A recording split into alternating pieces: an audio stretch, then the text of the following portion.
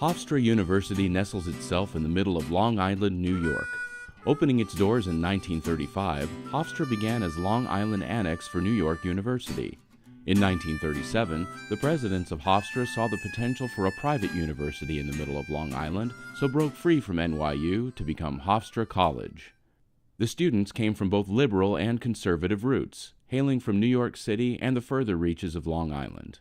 As the campus began to grow in notoriety, so did its student population, eventually becoming a full university in 1963.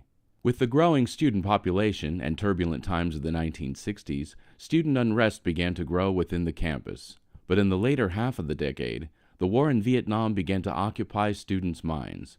With Nixon's escalation of the war and students being sent to battle to die for their country, a small group of students began to speak up.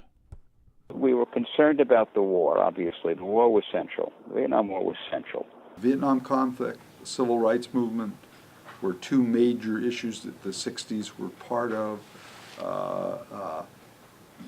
There were faculty members who were taking responsibility for making sure that their students passed their courses so they wouldn't get drafted into the military. And they became the kind of the heroes to the other students, and they were the ones that would be outspoken and things like this. So, good majority of the faculty were Vietnamese, anti-Vietnam War, which included myself. But the faculty and I parted ways on this subject. There was a motion in the faculty to condemn the Vietnam War. And my position was that the faculty may sign as individuals all kinds of petitions about that, which I had done as well. I have signed a lot of petitions about this.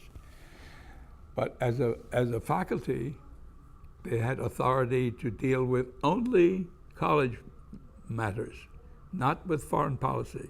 I made a tremendous number of enemies.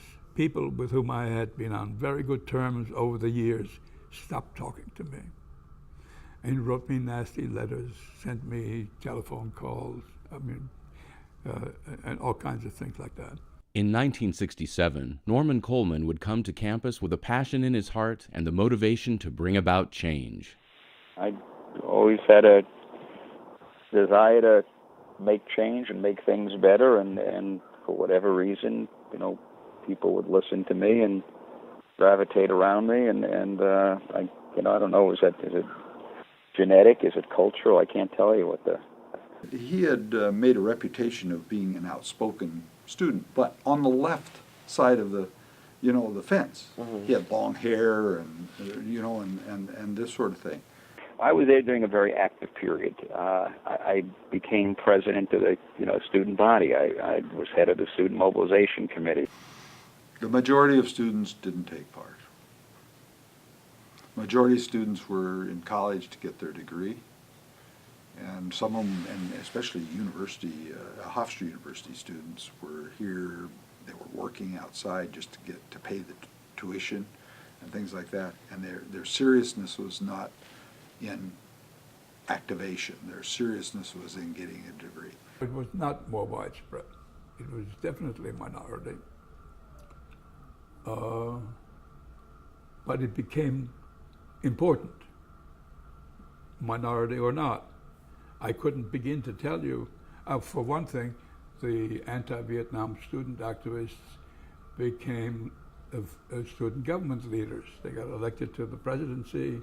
I think Noam Coleman was elected to that, and edited the newspaper, and made general noise. I call that portion the year of the students because they literally asserted themselves. They wanted to have 50% of the vote on that, and the rest be faculty. They didn't even count administrators. Students had never taken part in running the university prior to that point in time. Serendipity. These are very intense times. They were in the classroom, outside the classroom. The war itself there was this kind of internal anger among people, not just students, but people, and anything that was connected to the federal government was game. You know, that was somebody you could go after. This would eventually lead to a march and sit-in at the administration building, Weller Hall. I remember the first march when we marched in Weller Hall, and I looked back, and I was surprised to look behind me and to see literally hundreds of students there. But there were a group of us.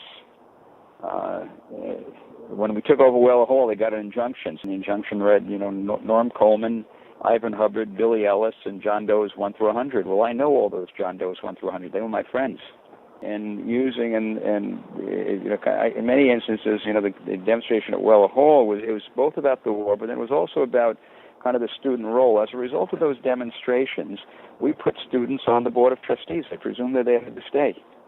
On April 29, 1970, Norman Coleman and 11 other students entered the University Club on campus, a high-class club for professors and administrators that prohibited student access. Coleman and his crew sat in the club demanding service. Norm and his friends were removed from the building and suspended, pending further review. The protest at the University Club was really a symbol of the University Club of lack of student control over their lives or involvement in school activities. They were symbols. They were really rallying points. They were symbolic. It wasn't about being a member of the University Club, but it allowed us to make the point about student involvement in the university. And the demonstrations were really ways in which to galvanize student energy to make the point. The charges and suspension of the students would eventually be dropped, for little did anyone know what would come 4 days later.